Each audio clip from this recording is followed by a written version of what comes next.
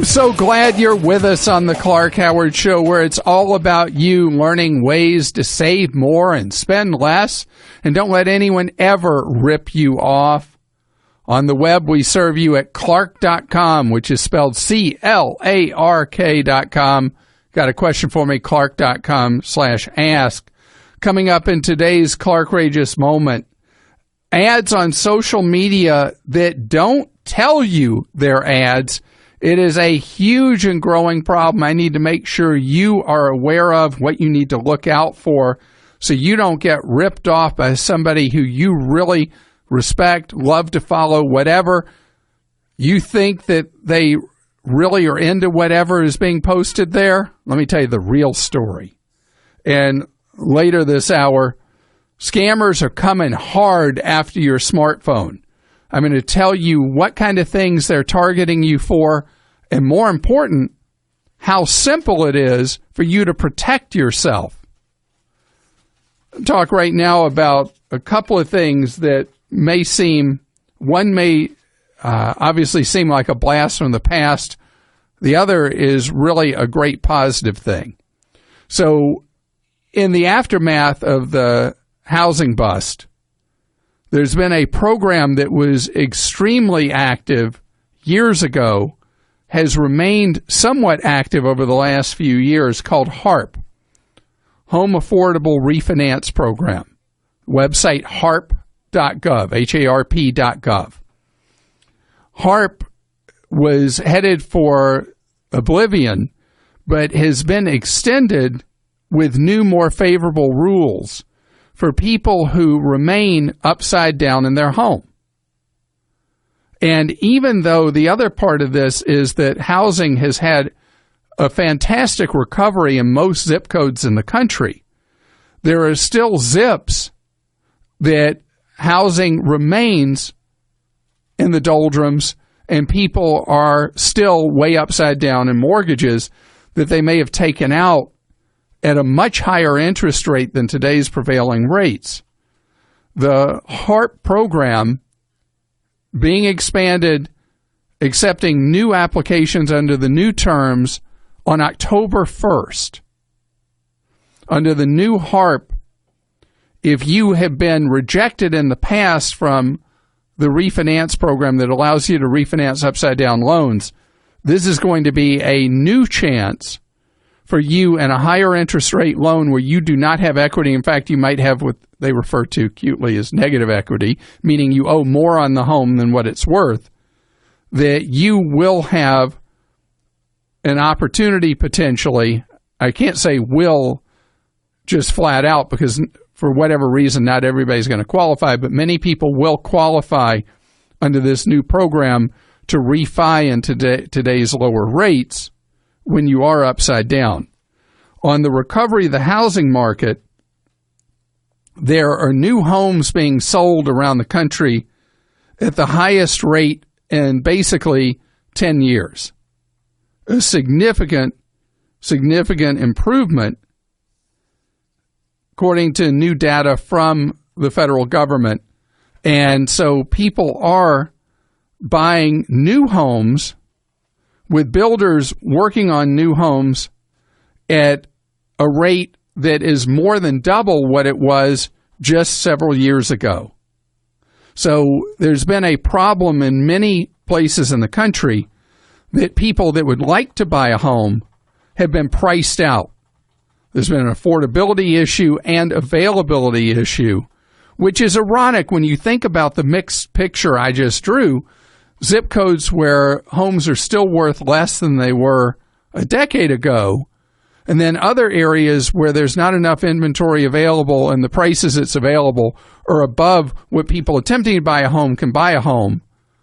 That's the classic definition of a distorted market. The distortions are starting to ease, and new data from the Census Bureau shows that the average price of a home, new home in the country, is dropping. Did you hear that? Dropping. Maybe not right where you're looking in your zip code, but the average around the country, which is a pivot from where things were, not collapsing, but the steady step up in price has paused, and has now become more favorable for home buyers. So housing is something I want you to think of maybe a different way than you have in the past. A lot of people look at buying a house specifically as an investment. But houses, the house you live in, is an investment in your life and a place to live and locking in the cost of your housing. But houses themselves depreciate. You have to repair things. Things break. Things wear out. So houses themselves cost money to maintain. The land a house sits on, the area it's in, that's the intrinsic value that may rise over time, but the actual structure itself essentially goes down in value over time because you have to spend significant money to repair it and maintain it. So don't think of a house as an investment in the traditional sense, because you're overselling the benefit to yourself, convincing yourself that the house is somehow a great, great investment. I find that especially interesting with people that are afraid of putting any money into stock type choices, which is actual real investing, and instead feel much more comfortable having money in your own home. Daniel is with us on the Clank Howard Show. Hello, Daniel. Hello, Clark. It's a pleasure to be on with you today. Well, great to have you here. You have a warning to your fellow listener. I do. Just recently, my homeowner's insurance and my auto insurance was up for renewal, and I wanted to warn people out there that if a renewal comes in and it's really, really high, like 56% or 60% increase, and if they have their credit frozen, they may want to think about that and actually get it unfrozen so the insurance company can pull their credit on their files. All right, now this is such an interesting thing you're bringing to the table, Daniel, because if you are an existing customer of an insurance company, under the way credit freeze works, since you are an existing customer, they should be able to have access to your credit. Any existing trade line, like an insurance company, should have access, and you should not have to thaw your credit. And it sounds like a systemic problem at the insurer. And I would like to tell you that we're going to make some phone calls and find out about this, because you are the second person in probably the last 6 weeks we've heard from with this issue. And so your insurer raised your rates how much? About 56%. Because they couldn't check your credit score, so they gave you basically a 0 credit score and then decided that you were suddenly a huge risk that you weren't the day before. That's exactly right. And our credit, our driving history and everything, no accidents or anything like that. So nothing else has changed, only simply I have my credit frozen. And you were told by your insurer that it was because your credit was frozen? That's correct. And they told me which credit bureau they check, and they said if you saw it, that then they could rescore me and give me new rates. And have you done that process yet and restored your old prices? Not yet. I'm in the process of doing so. Okay. All right. And Daniel, we're going to get back with you because this is a conversation we're going to have because it seems to be an isolated issue with a handful of insurers, and I've got to get to the core of this because there's no excuse for it. You know, credit freeze is something that's becoming so common from something that almost no one did that now a huge number of people have their credit frozen, and the insurer should not be punishing you for doing something that protects your identity. Yeah, yes, I agree. Thank you for your help. I appreciate it. Yeah, hang on. We're going to get back with you after we do some checking on this. And Gail is with us on the Clank Howard Show. Hello, Gail. Hi, Clark. How are you? I'm well, thank you, sir. So, Gail, I want to say something to Daniel real quick. This is weird, okay? You heard Daniel just now about the credit freeze? I did, sir. All right, so Daniel, you're still on hold, so you'll hear this. So I just was handed something about how credit freeze works, and specifically the information that is frozen on your report should be available to existing organizations like the insurer. So we're just going to talk to his insurer, Gail, because I don't want people to have confusion that suddenly there's another reason that you should hesitate on credit freeze. Sorry about that, Gail. No, that's fine. So you want to talk about your husband here, right? That is correct. What's going on with him? So he just got back from deployment, and there's a program called the Savings Deposit Program. So you can take an amount of about $10,000 and put it into this account while you're deployed, and it earns a very good interest over the year, and you can't take it out before the end of the year is finished in your deployment year. So the combination of that money and then money that was saved through that year from home, we have about $30,000 in cash, and we're wondering what to do with it. Well, this is a great problem to have, and will you express to your husband my gratitude for his service to our country? I will. Thank you, sir. Which branch of the military does he serve in, Gail? The United States Army. Well, I appreciate so much what he's done for our freedom. Thank you. So $30,000 is something you are to be commended for, because for people who have only been in civilian life, people are blissfully unaware how poorly we pay our military personnel. And the fact that the two of you have been able to save this amount of money, you should be quite proud of yourselves. Thank you. So what goals and needs do you have that might be appropriate places for this money? So, I think we're in a pretty good place. We both have Roth IRAs, and we max out on those each month. We both have a TSP program, and his is not matched with the military, but mine is with government work, so I do mine only to the matching point. I would actually encourage you to increase the amount of money, since you are living on less than what you make. The TSP is such an excellent savings and investment program that I would increase the percent of your civilian pay going into it. Okay. And then, both of our kids are done with school, so we don't have any college bills. Wow. So for you, what it's all about is having a retirement with a lot of financial space and comfort in it. So stepping up what each of you put in the TSP would be a great idea. And you might consider, as a dual income couple, one of you doing the Roth TSP and the other the pre-tax TSP. Can you do both? Can one person do both, or you mean either one of you do one? Can one person do both a pre-tax and a tax?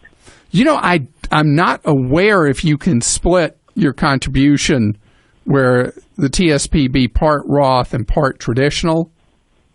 But you could, if that is an option, that's a very clever idea versus one of you doing pre-tax and the other doing Roth TSP.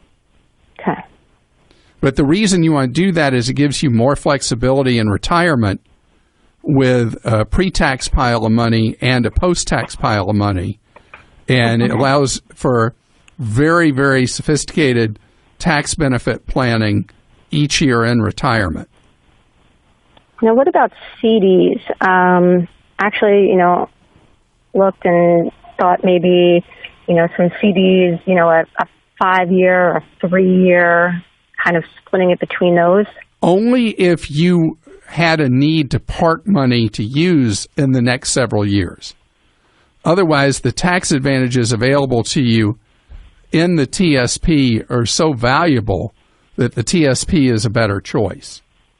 Okay. And by the way, you can make both traditional and Roth contributions. So you can do just what you said, where you can split within each of your own accounts.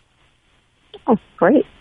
So the TSP is so good it's kind of like a civilian government and military version of a 401k, but it's just much better than the 401k because the costs are so extremely low. And congratulations to you, Gail, for both of you being such fantastic savers.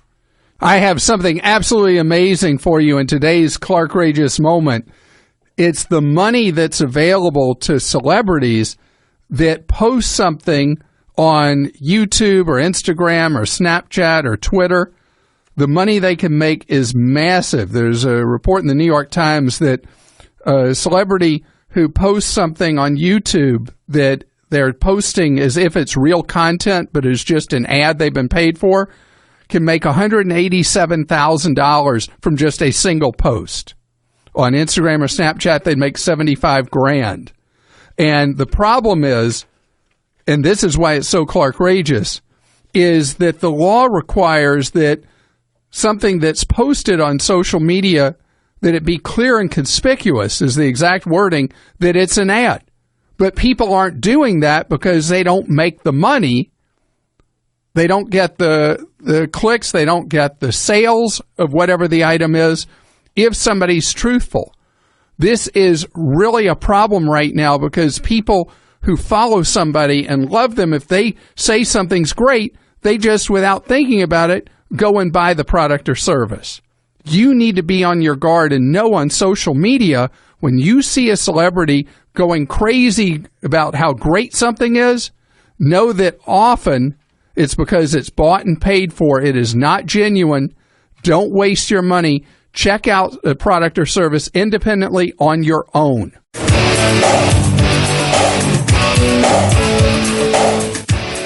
Welcome to the Clank Howard Show. My goal to help you keep more of what you make. I got to talk to you about something that is worrisome about criminals stealing from your bank account. And I want to remind you, our web address, clark.com. When you have a question for me, clark.com/ask. More and more people now access their bank accounts, credit union accounts, investment accounts, whatever, on smartphones. And I want you to think about this. If a criminal walks into a bank and sticks up a bank and gets what's always referred to as the undetermined amount of cash, the failure rate for bank robbery is enormous, the arrest rate very high, the convictions very serious, and the criminals, if they do get away anyway, get usually very little money, a great danger to others, and very little reward for themselves. On the other hand, if a criminal writes a software program that makes it possible for them to hack into people's cell phones, and they're then able to steal money out of people's bank accounts or mutual fund or brokerage or investment accounts, the criminal is likely never to face prosecution, makes off with potentially huge amounts of money. Even if ever caught and prosecuted, the penalties are far less severe than they are for somebody who walks into a bank branch and says, stick them up. So criminals are migrating big time into infecting your smartphone and waiting for you to access your bank account through the banking app provided by your bank or the investment app from your investment company, whatever. And then they capture your credentials, and when you're not looking, they go in and they empty your account. According to the Wall Street Journal, the FBI is frantically trying to track down all the thieves that are doing what's known as mobile phone malware. And there are any of a number of malwares that criminals are loading on either through stray text messages or any of a number of means where they are getting you to load the virus onto your phone that then makes it super easy for them to empty your account. The problems, the attacks are happening for both iPhones and Androids. And even though the phones come with some level of built-in security, they are completely being defeated by the malware. So how do you fight back? Oh, by the way, first thing I should tell you, your liability if you notify your bank or credit union in short order is zero. With brokerage accounts, the law is silent and leaves it up to each financial institution. There are a number of brokerages that are now offering $0 liability by their choice, not by legal requirement. If you are going to do online banking or investing or anything like that, your responsibility is to routinely check your account just to make sure nothing weird has happened, money doesn't seem to be missing. The other thing is you should download a program like Lookout or any of the other anti-malwares that are available that you can download, usually with a freemium business model where you can download a basic version for free with an app to your Android or iPhone, and they are specifically on the lookout for these frauds. And according to the Wall Street Journal, there are now 50 banks that have already had their apps compromised with this malware. So this is a widespread, serious risk, at least temporarily, to your wallet. Some of the suggestions are, this is one I gave recently. Do not use Wi-Fi for any financial transactions, social media, or email. Use it only for basic web surfing. If it's a public Wi-Fi, you do not have a reason specifically to trust, which would be just about any public Wi-Fi. And doing additional authentication, like I've talked about two-factor, there are rare circumstances where the criminals have figured out how to defeat two-factor authentication, which is where a text message is sent to you that's a one-time use code to be able to access your bank or brokerage account. There are other things now using your voice. There are a number of things happening, most of which will provide a layer of protection that will keep you safe. And even though I said sometimes criminals have figured out how to defeat two-factor, most of the time they just go on to the next person that's an easier hit to steal their money from. So I know with all the hacking, all the fraud, that there's a tendency to wear out on this stuff, roll your eyes, and feel like you're defenseless. You are not. It's like anything else. You know, you hear about a report of a burglary in your neighborhood, and you think, hey, you know, we have a burglar alarm. Can't even remember the last time we armed it. And then you start arming the alarm because there was a burglary that took place.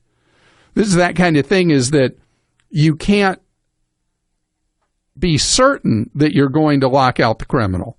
But if you take simple steps, you improve the odds significantly that the criminal will just move on to the next potential target. Linda is with us on the Clank Howard Show. Hello, Linda. Hello from Ohio, Clark. How are you today? Well, great to have you here.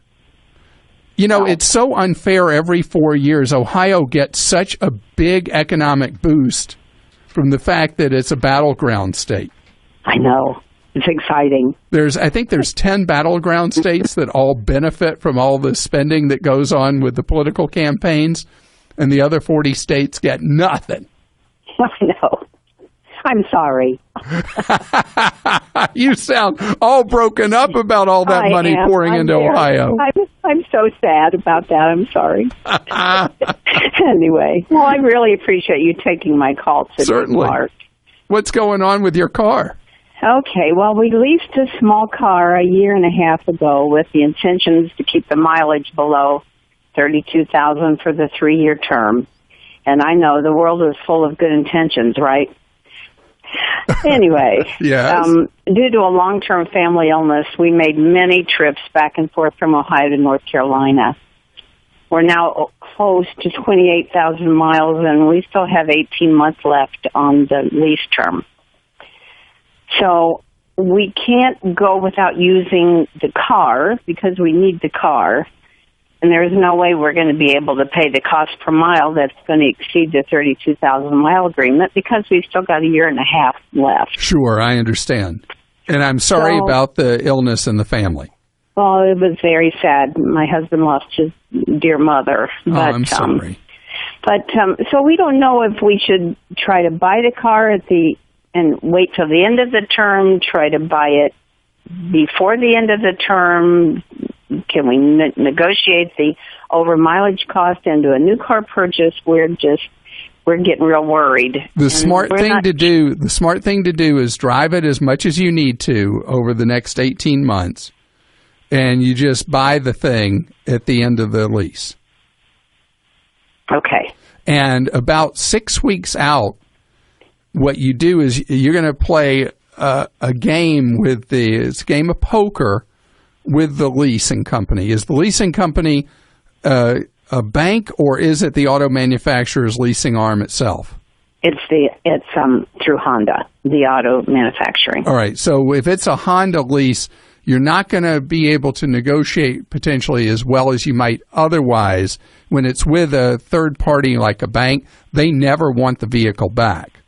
And so if you tell them 6 weeks out, you're trying to decide if you're going to keep it or you're going to turn it in, they may make you a deal with the auto manufacturer's own leasing arm. Not as likely, but you certainly try 6 weeks out. Okay. And you don't say, hey, by the way, we're 22,000 miles over our allowance. I'd like to make a deal to buy it. Usually that won't even come up. And so if they'll make you a deal below the residual in the lease, then every dollar that you get below the residual is to the good. If they won't, you just buy it for the residual value. Okay. Because if you're way over mileage, gosh, after 3 years, you may be paying a substantial amount of what it would cost you just to buy the car just in the over mileage. Okay. Okay, and I'm sure we will be because we're close to 28,000 now, and we. Yeah, so you could end up 50-something thousand miles, 18 over. How much do you pay per mile? 15 cents. Okay, so we're talking about $2,700. Okay. Which would make a lot more sense to buy it. Okay. You like the car? I do. I do. It's a nice little car. And it's probably made in Marysville, Ohio. It was. Yeah, yes. So it's an Ohio-born car for an Ohio woman, so you get to keep the thing. Okay. And by the way, arrange financing starting about probably 2 or 3 weeks out with your credit union. And if you're not a member of a credit union yet, you got a lot of months to join one. All right. I can sure do that as well. All right. And express my condolences to your husband. I will, Clark. Thanks so very much. You have a wonderful day. You too. Rick is with us on the Clank Howard Show. Hello, Rick. Hi, Clark. How are you? Great. Thank you, Rick. Okay, Clark. So I got a question. I recently decided to buy a home and sell mine. I moved my kids to a different school district. So this is what I thought. I walked into this house, and just to look at it, I was just driving by, saw the sign, stopped. It's a nice house, something that both my wife and I agree upon. But I had not gotten a seller's agent yet. So it turns out that the house is being sold by the selling agent is the owner of the house. They've been there for 25 years. Oh, so she's a licensed real estate agent, yeah. And so she's handling her own listing. Yes, and it so happens that after we did some research and my kids saw the house, it's my daughter's math teacher from school also. Wow. So yeah, small world department. Yeah. So the asking price of the house was $360,000. And I mean, I didn't want to pay that much for a house. It was going to get me close to my not so comfortable zone. So I went home and I was thinking. I said, okay, so if I bring, I've listened to you and you say bring a buyer's agent. And I was thinking, well, she's going to have to share her profit. And then, then I'm going to have to sell my house, and I need to get a seller's agent also. So, I was thinking, I talked to her, and I said, so what if you would drop it, $20,000, and I buy from you, and then you can sell my house to make up the difference. And she agreed. I haven't signed any paperwork with her yet, but she agreed. Is that a good strategy, or is the 340 she's agreed to? Are you sure that's a good deal in the neighborhood you're buying in? It is compared. I've been doing a lot of my own research to see how much the houses have sold for, and the 340 is real close to, right on to other houses, the same square footage with the same size lot. And everything else, All right. Well, here's what I would do in this case, because you're talking about saving many, many thousands of dollars. She is making money on the commission on the sale of your home. Have her draw up a contract for this, but I would, in this case, because you're not represented, I would go pay a real estate lawyer for, you probably need a half hour or so of his or her time. So you'll have to lay out a few $100s for this, but have them review it, and you need somebody there who's a professional protecting your interests. Got it. Because she's self-dealing, and you're the inferior party in this because you don't do this every day. Yeah, exactly. So that's why you can have her draw it up, but then have the review done to represent you. Okay, got it. And it's funny because where are you in California? I'm Central California, just north of Fresno. Because, when you say 340 to somebody to the west of you in the Bay Area, 340 buys a garage space. Oh, I know that. Yeah. It's just, I know. That's where I'm working now. And I did research up here, and it's unbelievable. Yeah, it's just like nothing else anywhere, where the average home price now in some of the zip codes in the San Francisco Bay Area is over $1 million for a fixer-upper. Completely different world. Gail is with us on the Clark Howard Show. Hi, Gail. Hi, Clark. How are you? I'm doing well, but I have a question for you. Yes. I am a retired minister, and I do weddings on the side. And I had a man send me an email from a wedding website requesting information.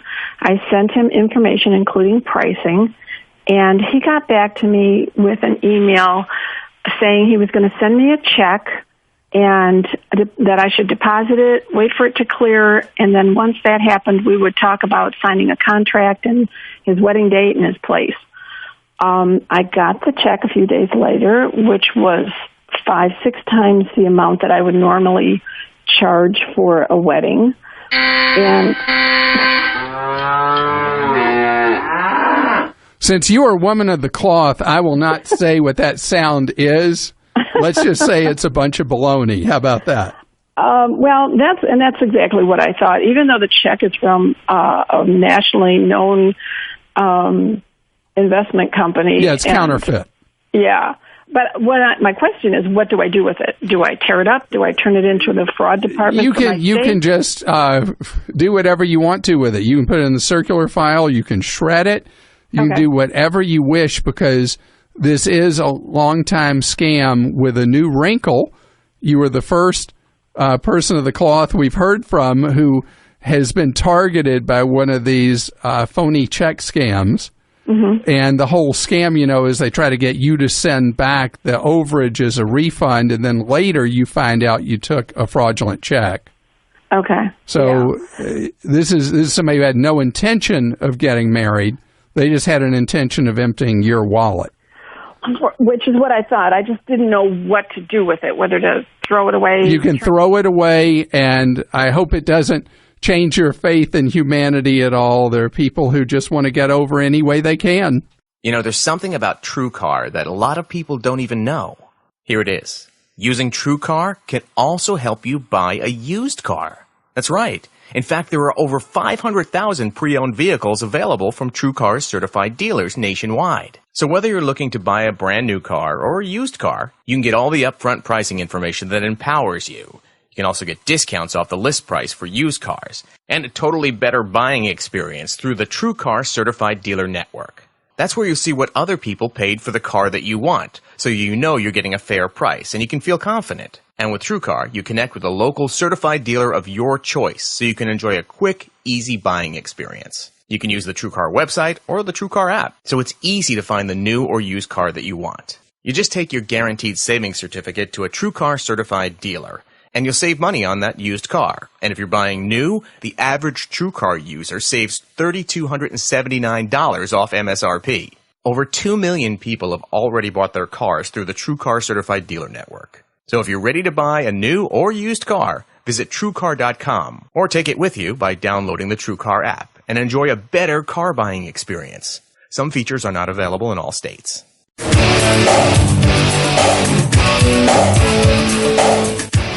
Well, I'm so glad you're here with us on the Clank Howard Show, where we're together to be empowered with knowledge you can put to work in your life each and every day so that you can save more, spend less, and avoid getting ripped off.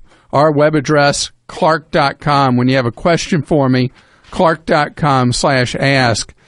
I have coming up in 30 minutes an incredibly important breaking alert for you about a scam that is costing people, in some cases, much of their life savings. This one is really ugly. It does not involve any of the normal things like somebody getting ripped off by greed or lack of being careful, anything like this. That's what makes this one so despicable that I'll share with you in just 30 minutes.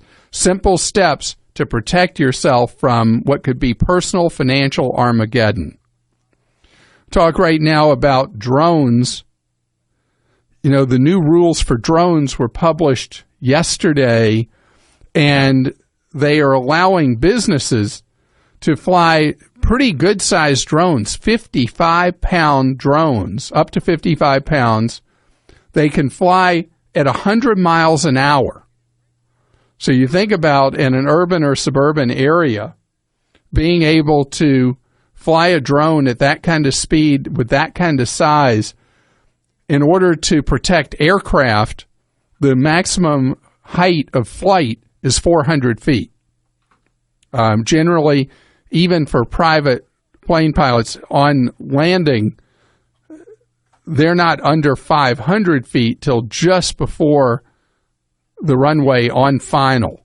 So the 400 feet, even though pilot groups are very upset about this, I mean very upset, the FAA was trying to come up with something that would keep aircraft safe, both private planes and commercial aircraft. The thing that this level of approval does not permit, and by the way, there's a new, much easier process for pilots, for businesses to be approved, because that's what you're called. You're called a pilot, piloting these drones. And, oh, I forgot to say, daytime only. No nighttime flying under these rules. But the thing that upset Amazon is they did not allow what I was hearing called the Amazon rule, which was Amazon wanted to be able to fly drones that would take off, would be given an address, would fly to that address, and then would robotically rotate back and fly back to the point of origin like a carrier pigeon, because the current rule requires line of sight. So the uses for this will be, think of like surveyors, how fantastic this will be for them, farmers being able to check on their crops. This is unbelievably great for agriculture. Like you cannot imagine what this does for agriculture. It is fantastic for all those photo sites that stalk celebrities. That's why California already has a law saying you can't do that. But there will be issues of privacy involved with the drones, the level of sophistication of the still cameras and the video and the quality of that video is fantastic. So there will be issues with that. But this is a phase-in for the next phase, which will involve automated flight for delivery of things as mundane as a pizza that will be delivered with the wrong topping. Mundane. Well, come on. If you think about things, pizza being delivered by a drone, that's not high on the hierarchy of human development, is it? Yeah, I guess. Unless you're a college student. Well, maybe food delivery, though, like meals and stuff. Which will be part of this. But for Amazon and Walmart, this is a game changer, being able to do delivery without humans, that once you put the item on the drone, it'll just fly to its destination. In addition, for large deliveries to a single address, drone-type trucks that will go on land, or robotic trucks, are so going to be available in the next few years. There may still be, for a while, a driver behind the wheel, but the automated trucks will be part of the future. And I think about someone being born today. Congratulations to you if you're a parent having a baby come into the world today. But your baby will come of age with drones being routine, flying around, delivering things and doing all different kinds of things. Think about news reports. When you have something going on right now, when there's a disaster like in Louisiana, you have people flying maybe in a helicopter shooting video. Now you could have drones over a disaster that would be looking for people who need rescuing. You'd also have the news coverage, but you'd have the tremendous capability of being able to pinpoint where help was needed, as with any disaster that would occur from time to time.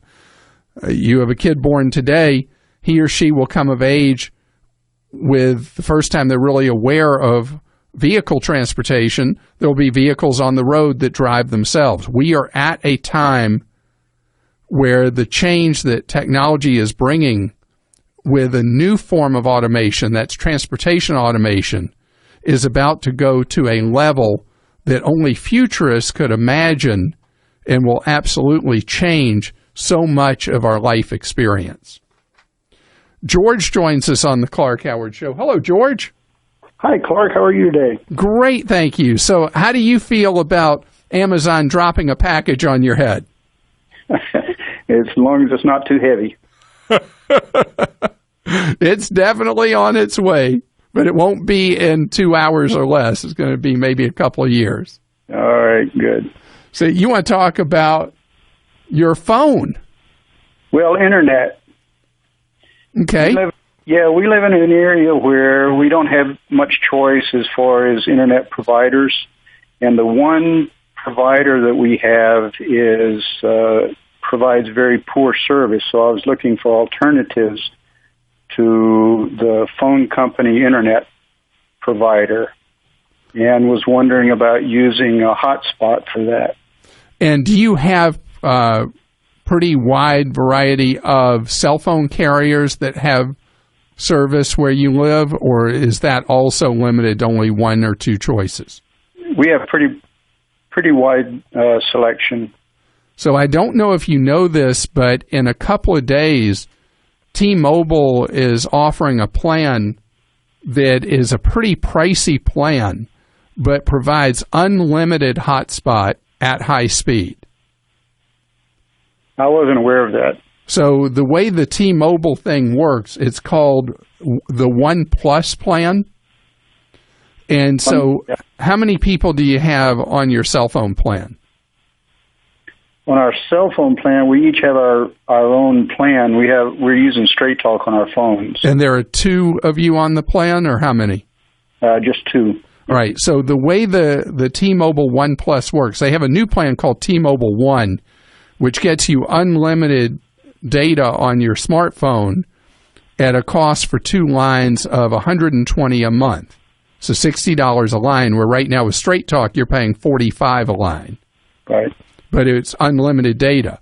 But to get the unlimited data for hotspot, which allows you to run your laptop or desktop or whatever, or stream video to a TV, anything like that, that is $25 more a month.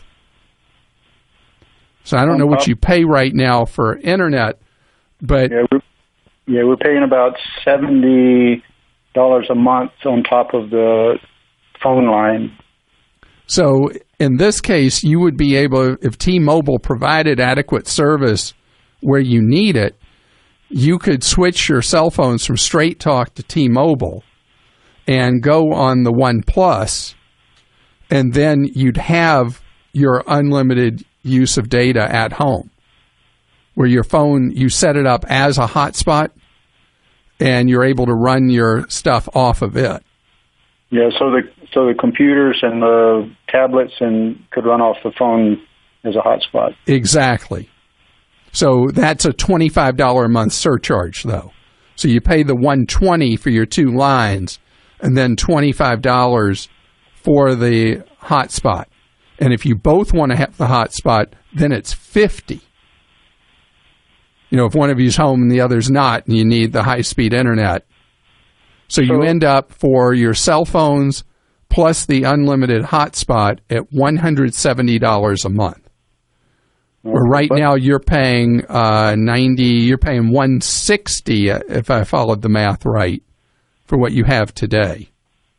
Yeah. So, but if you had the hotspot, if like we only had one hotspot, then only one person can use that. No, you set up a hotspot, you have multiple devices on the hotspot. Right. So but if you're not both at home at the same time and the other needs internet access. Away from home. You're right. Right. And then, of course, you have hotspot available wherever you go. Right.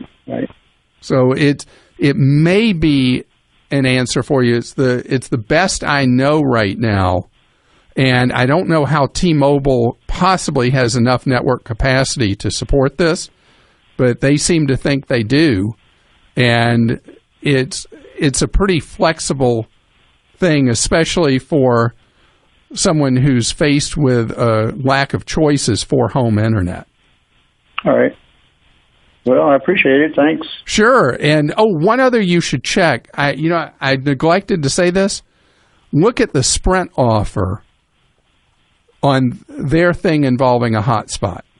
It may not offer enough data because T-Mobile's unlimited, and Sprint's hotspot, I think, has a 5 gig data cap on it, which may not be enough for you. But that would be something that would be cheaper by a fair amount than the T-Mobile offer. Lori is with us on the Clark Howard Show. Hello, Lori. Hello, Clark. How are you? Great, thank you. You want to talk about Venmo? I do. My daughter suggested that I download this app, and it would make it enable us to transfer money back and forth to each other as well as to other friends and family, and I'm just not sure if it's a safe way to transfer money. It just shows that your daughter's brilliant. Oh, well, I already know that. Venmo is growing so quickly and has become the go-to way, particularly for people in their teens and 20s, to move money around to friends, family, whatever, and it works flawlessly. I am 0 for complaints ever about Venmo. Doesn't mean there won't be a problem at some point, but I have never had a complaint. So is it similar to PayPal? It's owned by PayPal, if I remember right. Okay. But what Venmo is it's set from the ground up as a mobile payment platform that's free to use. So you instantly can move money around from friend to friend or family member to family member. And so let's say people are sitting at a restaurant and the restaurant doesn't split checks for people. And one person wasn't planning to take the other 3 out to lunch or dinner. So with Venmo, people just instantly Venmo money to the person who picked up the check, their share of it. So there's no way that the person on the other end can get any information out of my account, correct? Correct. Oh, okay. It just works. Great. Well, thank you. I will go ahead and download the app then. And don't forget to tell your daughter she's brilliant. I'll tell her that you told me that. Okay, and I should tell you the banks are so green with envy about Venmo and other independent payment platforms that the banks, day late, dollar short, years behind, are trying to come up with their own payment platforms that so far are a big fat joke in spite of spending so much money, because banks always think within their own walls, and none of them have done a good job doing something that doesn't care who your bank is, who your credit union is, who you're paying from and to. Venmo did it right, making it work across any platform. Randy is with us on the Clank Howard Show. Randy, you have an update you want to share with your fellow listener on the EpiPen controversy. How are you? I'm well, thanks. Thanks for having me, Clark. Sure. So what do you have to bring to the table for your fellow listener? Well, unfortunately, my son was stung by 5 bees last week while out mowing the lawn. It turned into a bad situation, long story short. He made it to a doctor's office and had to take an EpiPen, and he's all right. He's fine. Oh, I'm so glad. Yeah, thanks. It was quite a scary situation. Suffice it to say, he has to carry epinephrine with him now wherever he goes. But so through the midst of all this EpiPen information that's out there, I have a prescription for the brand name EpiPen. So I go to get the prescription filled, and through my insurance, which is a high deductible plan, it's $616. Ugh. So I'm looking for alternatives, and I have some contacts in my job, so I reached out to an allergist office, and he said, well, there is an alternative to the EpiPen. It doesn't often get prescribed, but it's okay to say it. Yeah, go ahead. That's the name. Adrenaclick? Adrenaclick, yeah. So I started shopping around. He did offer me a coupon for EpiPen, but in the end, it was like $100 off. So I did some shopping around, and long story short, actually, the Adrenaclick has a generic version. Okay, it's just called epinephrine, and it's 2 auto injectors, and there's 2 different doses. And that can be like $150. Yeah, that's what it ended up being. So I got the coupon. Long story short, I went to a Walmart, and they filled it for $147 out of pocket, and that was one thing I want you to know. The thing I've heard about the Adrenaclick and the generic version of that, you need to study how to use it. It's a whole different procedure to use it versus using the EpiPen, but great advice. Stay tuned for 60 seconds of AP News headlines right after this podcast.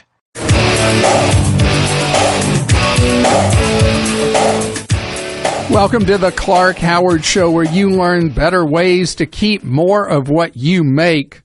Our web address, clark.com. When you have a question for me, clark.com/ask. I have an all-points bulletin for you from the Federal Trade Commission and the National Association of Realtors. This is an important rip-off alert. Rip-off alert, rip-off alert. This is a Clank Howard rip-off alert.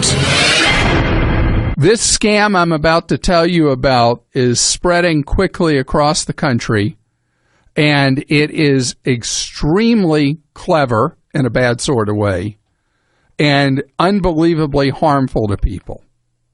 Here's how this works.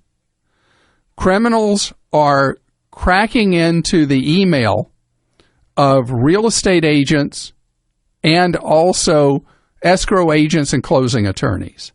Because in different states, different people actually do the real estate closings for a refi or for the purchase of a new home. So the criminals don't take over the email. They just snoop in it. And then they look for emails giving somebody their final documents for doing a real estate closing or for doing a refi. Then the crooks will send a phony email to you, the purchaser of the home or the individual doing the refi, saying that, as prior discussed, you need to bring $11,322.18 or $57,000 or whatever it is that you have to bring to the table for your refinance or for the purchase of your home, they say we have new instructions for you to wire the funds for the closing. And what happens is you end up wiring the money to a crook overseas. The money is not recoverable. The bogus email will say, this is directly from the FTC instructions, the bogus email says there's been a last-minute change to the wiring instructions, tells you to wire the closing costs to a different account. Your account, if you send the money, your account will be cleaned out in just minutes. And you have no ability to ever recover the money. Here's what you need to know. There have been any of a number of email scams that have involved wiring money out, and then the money's unrecoverable. This real estate one is unbelievably crushing because someone who may have scrimped and saved for years to be able to buy a home suddenly doesn't have the home and they don't have their money. Somebody refining ends up losing whatever money they had to bring to the table. Verify the instructions you have. This is a ridiculous additional level you need to take. But when you are doing a refi or you're doing a purchase of a home, verify by phone with the concerned party, either the agent, the escrow agent, the closing attorney, whoever it is. You verify the instructions you've been sent by email. You verify over the phone to make sure that it is true, proper instructions you're receiving. Because otherwise, remember, if you get those foul instructions and you send the money, you have nobody to sue, you have no possibility of recovery, and the money is toast. And I want to congratulate both the National Association of Realtors and the Federal Trade Commission for acting so quickly on this to alert you to this problem. And I'm sorry, you are anonymous going on the air. I understand you want to talk about life insurance.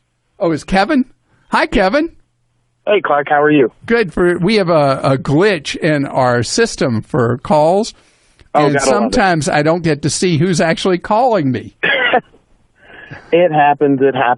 I'm glad that you actually gave me the information on the refinancing and purchasing of a home as well, because I bought a home last October. I'm planning on refinancing to a lower mortgage rate and everything else later on, but that's not what this question is about. But I want to say thank you for giving me that information so I don't have that issue later on down the road as well. Well, you know, I always feel terrible when I give a warning like that because it seems like there's these criminals baking these schemes in every facet of our lives, and I don't want people to feel cynical or insecure or paranoid, but at the same time I've got to give the warnings because if the money takes a one-way trip, I have no way to help you ever recover that money. Oh, absolutely. I wouldn't want to be out all that money by any means. Well, so speaking of money, you're trying to make a smart decision with protecting your survivors. Is that right?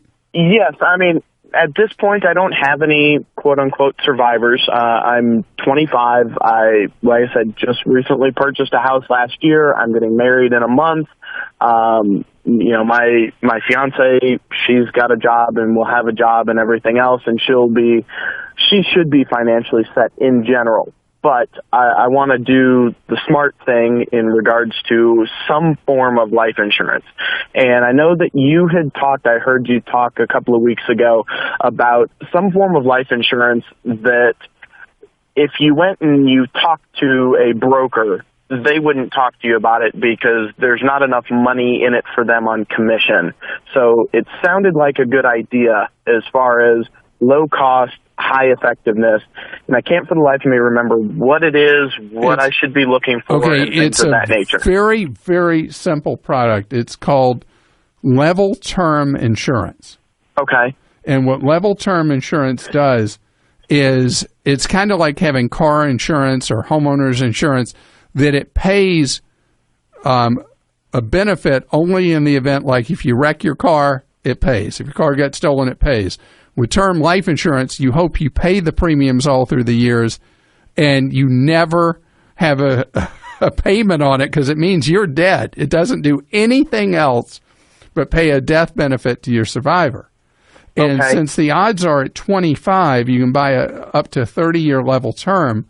The odds favor that you are going to way outlive age 55, or if you bought a 20-year policy, way outlive 45. So the risk of having to pay out is extremely low for the insurance company. So the premiums are teensy tiny. But the benefit, if you met an untimely demise, the benefit to your soon-to-be wife would be fantastic, in that you could provide a big amount of money to her for teensy tiny premiums. And same in reverse. She should have a policy that in the event that she met an untimely demise, that there would be money that you would receive. And the idea is that two can live cheaper than one. There would be expenses that each of you would have if the other passed away, that there's not going to be the same income anymore. And that's where the insurance enters the picture. Okay. Do they offer any of the level term stuff in, I assume not, based off of the fact that it says term right in it. Can it be a whole life policy? No, it's a much simpler thing. It simply is a death benefit. And whole life is something that I usually only recommend to people who are ultra income earners. Okay. Because the tax advantage that supposedly comes with using whole life as a savings type vehicle really only becomes meaningful that you can overcome the big insurance costs of one of those policies when you have a monstrously large income, like being a 1%er. Okay. And there are any of a number of companies you can shop for these level term insurance policies with. If you happen to be a USAA member, USAA is a big seller of them. There are services that will shop many different companies for you and give you quotes. And if you were, let me see, I'm going to try this right now. I haven't done this before. I'm going to type something in while we're talking.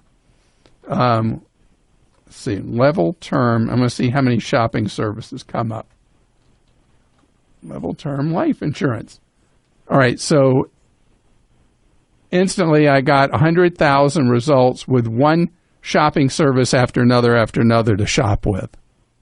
Okay. So it's very easy to look at. And again, you buy it for a period of time, usually 10, 15, 20, or 30 years. Okay. And premium stays the same through those years.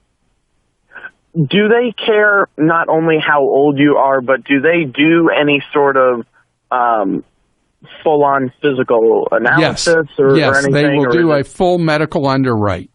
Okay. So you and your fiance need to be healthy. Okay. And neither of you better smoke. No. Because smokers, man, they eat you up on the premium like you cannot believe.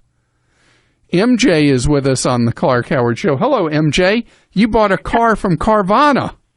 I sure did.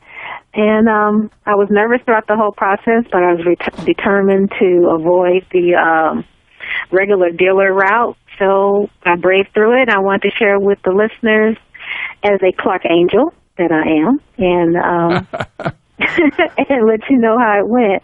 Good, bad, or indifferent? It was great, actually. It's not for everybody, but it was actually great. I did my homework. I narrowed down what model I wanted, what year and mileage and all of that. And so I just kind of spent a lot of time on the site waiting for the car that I wanted to fall into the bucket. And so, you know, because the technology, you kind of have to get used to looking at cars in that format. So I feel like spending a lot of time on the site kind of helped me narrow down, picking out like smaller things like, oh, this one has tinted windows and this one doesn't. So I picked the car and I bought it. They called and verified, asked me, because I had my own financing. And that was a tip, too. Something told me to go by my bank ahead of time. And so when I told them what I was doing, they had me sign something. So then it was easier when Carvana wanted to put me and my bank on three-way. I didn't have to go back in because it was on file that I would be calling with this. Wow, you have done your homework. So that helped a lot. It's great. And did you get your car from a Carvana vending machine, or did a human deliver it to you, or was a human? They delivered it. I'm in the free zone, so it was no additional fee. I'm actually in one of their hub areas in North Carolina. And so actually he called like an hour ahead of the scheduled time to just check in with me, because I didn't have him bring it to my neighborhood because it's really small streets, so I had him bring it to more like a small mall area nearby so I could do my test drive. So he was there. I got there. The car was off the flatbed. He was waiting. Car was clean. There was a gift bag sitting in the seat with a little Carvana cup, a Carvana bobblehead, and a gift card for my first fill-up. So you would give it, if you were giving it A to F quickly, what would you give it?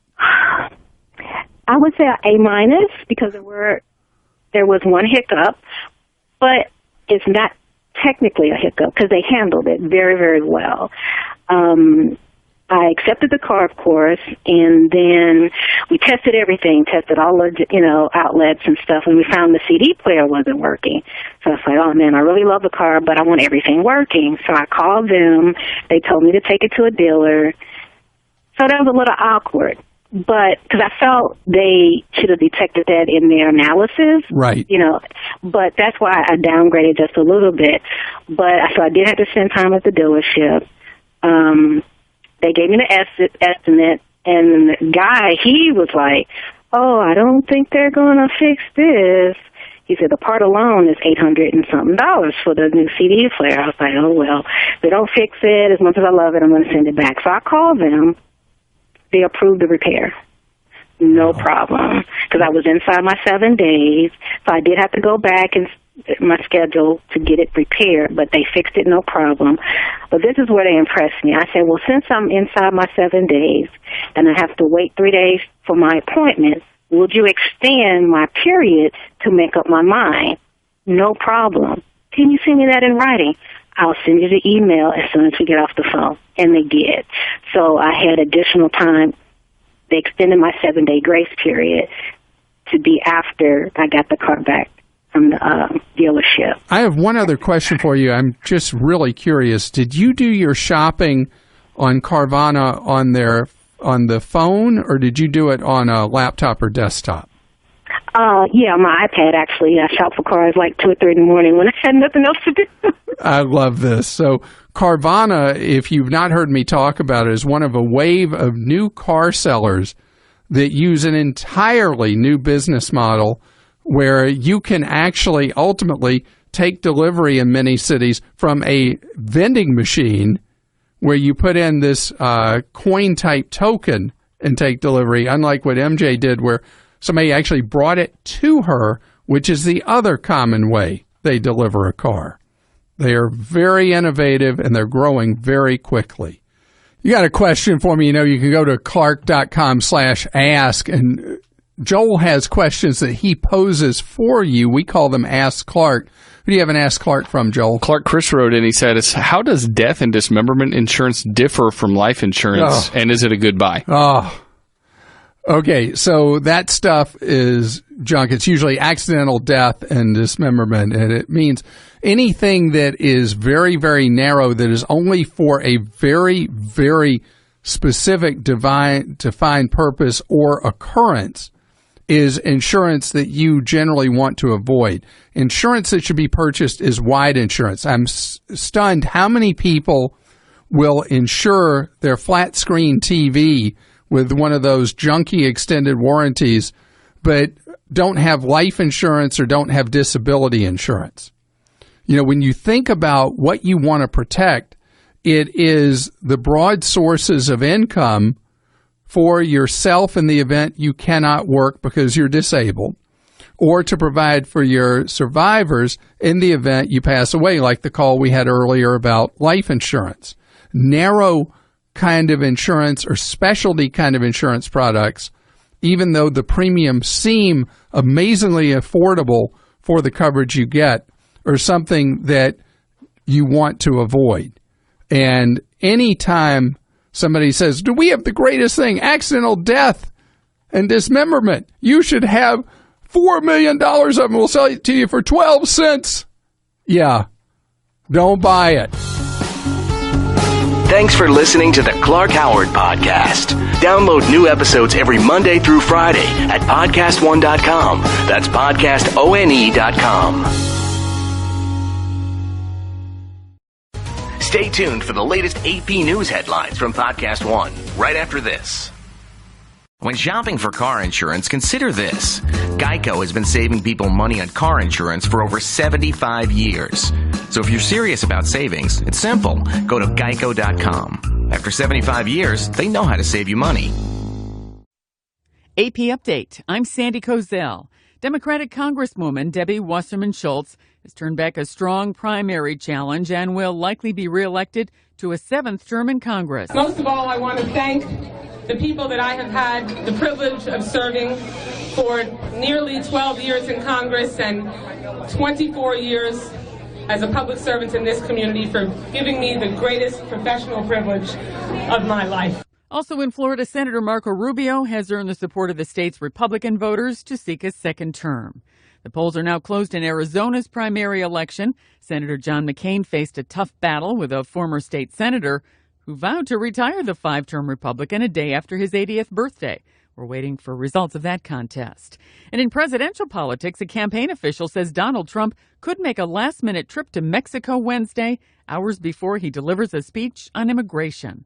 AP Update. I'm Sandy Kozel.